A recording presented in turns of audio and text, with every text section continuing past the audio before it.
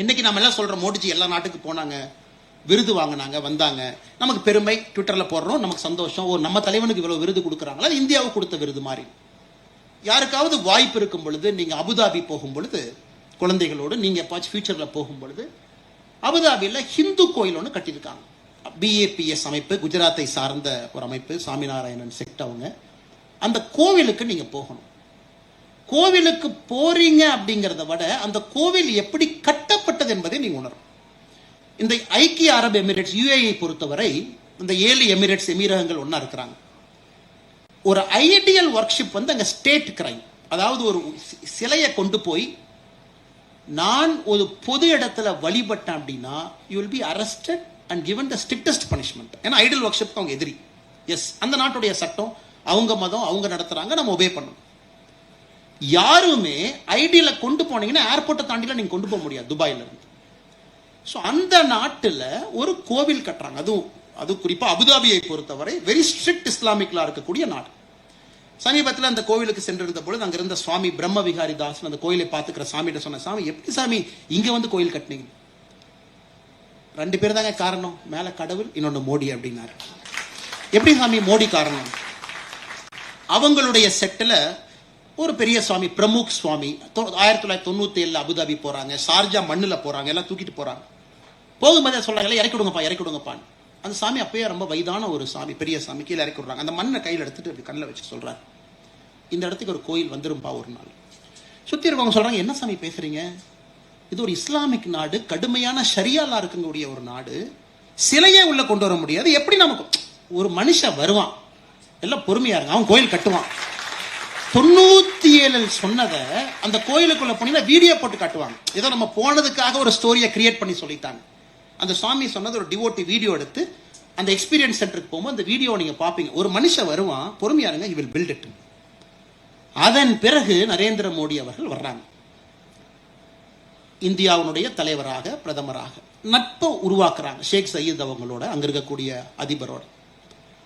அப்ப இந்த BAPS போய் நைஸா போய் அந்த ராஜாட்ட போய் கொடுக்குறாங்க. ராஜா, எங்களுக்கு தெரியும் நீங்க வந்து இஸ்லாமிய நாடுன்னு எங்களுக்கு தெரியும், எதையுமே அனுமதிக்க மாட்டீங்கன்னு தெரியும். எங்களுடைய அன்பான வேண்டுகோள், இந்த ஊர்ல 10 பேர் இருக்காங்கன்னா 2.5 பேர் தான் உள்நாட்டுக்காரங்க இருக்கீங்க, 7.5 பேர் வெளிநாட்டுக்காரங்க இருக்காங்க.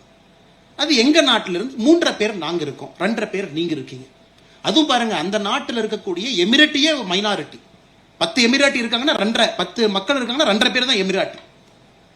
அதுல அந்த ராஜாவை நீங்க கன்வின்ஸ் பண்ணும். பாருங்க, ஒரு அப்ளிகேஷனை கொடுக்குறாங்க, ராஜா வாங்கிக்கிறாரு, வச்சுக்கிறாரு. சரி ரைட்டு, பார்ப்பாங்க, கண்டிப்பா யோசிக்கிறாங்க.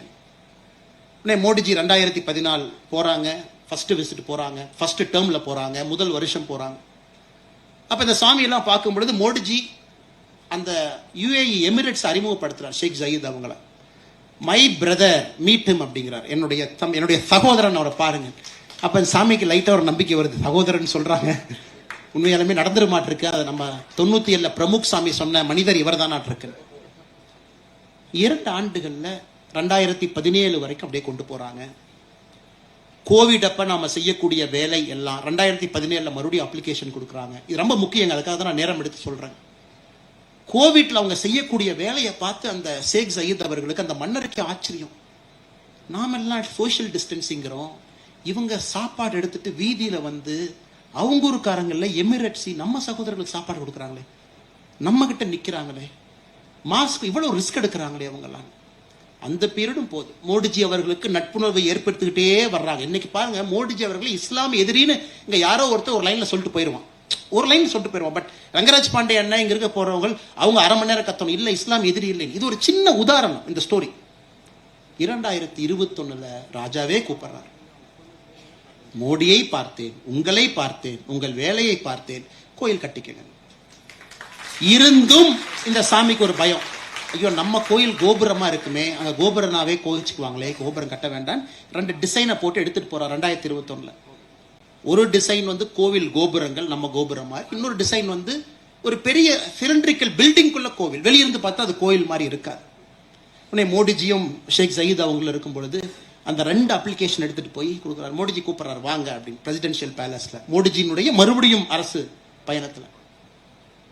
அப்ப அவர் சொல்றாரு, சார் நீங்க 2 பேரை பார்த்து செலக்ட் பண்ணி ஒரு டிசைன் கொடுத்தா, எது கொடுத்தாலும் எங்களுக்கு சந்தோஷம், கோயில் மாதிரி கொடுத்தாலும் நாங்க கட்டிக்கிறோம் சந்தோஷமா, கோவில் வேண்டாம்னு நினைச்சீங்கன்னா ஒரு சிலிண்டரிக்கல் கொடுங்க, உள்ள கோயில் கட்டிக்கிற வெளியும் தெரியாது. உடனே மோடிஜி ராஜா அவங்ககிட்ட ஒரு நிமிஷம் பேசுறாங்க.